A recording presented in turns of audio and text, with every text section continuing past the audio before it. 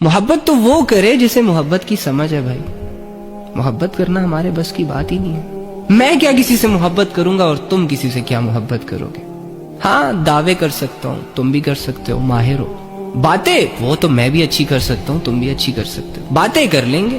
قسمیں باتوں سے کسی کو یقین دلانا, اس میں تو آج کل کی دنیا بڑی ایکسپرٹ ہے. چل ہی یہ سب کچھ رہا ہے. تو جہاں احسان نہیں ہوتا وہاں محبت کے جذبے نہیں ہوتے بھائی. وہاں پسند ہو سکتی ہے, وہاں لذت ہو سکتی ہے, وہاں مطلب ہو سکتا ہے, مفاد ہو سکتا ہے. چلو تم لڑکیوں سے میں ایک سوال پوچھتا ہوں, یہ جتنے بھی تم لوگوں کو یہ لمبے چوڑے اور گورے شورے لڑکے پسند آتے ہیں, کیا احسان ہے ان کا آپ پر سوائے میٹھی میٹھی باتوں کے, سوائے کال پہ ہائے ہیلو کیا حال ہے کیا ہو رہا ہے, ان دو چار باتوں کے علاوہ کیا ہے کیا؟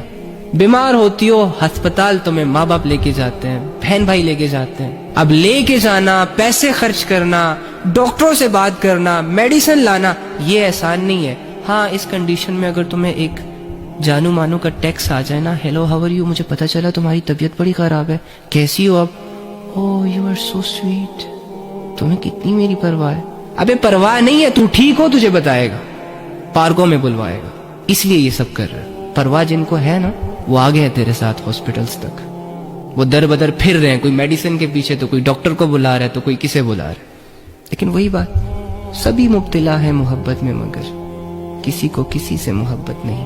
اب یہ ساری مثالیں تو آپ کو ایک بات سمجھانے کے لیے تھی, آپ کی ساری محبتوں کا اصل حقدار تو اللہ ہے, جو کہتا ہے فَبِأَيِّ آلَاءِ رَبِّكُمَا تُكَذِّبَانِ, کون کون سی نعمت جھٹلاؤ گے, کس کس سے منہ پھیرو گے. وہ ہے ہی اتنی کہ جھٹلاتے جھٹلاتے زندگیاں ختم ہو جائیں گی. قدم قدم پہ تمہیں اس کی نعمتوں کی ضرورت ہوگی.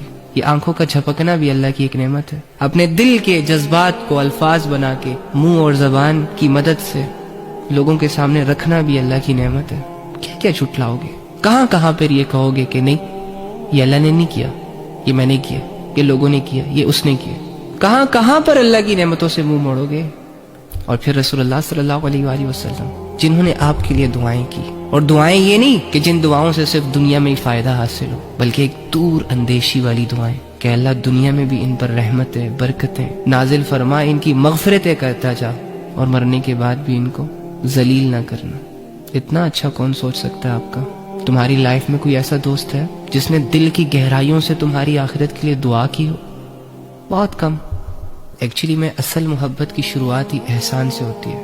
جس نے بھی آپ پر کوئی بڑا احسان کیا, مدد کی, وہاں ساتھ دیا جہاں لوگ آپ کا ساتھ دینے سے ڈر رہے تھے یا نہیں دے رہے تھے یا پیچھے ہو رہے تھے, ہو جاتی ہے محبت. تو کتنا بڑا احسان ہے کہ پیغمبر نے تمہیں اپنی دعاؤں میں یاد رکھا.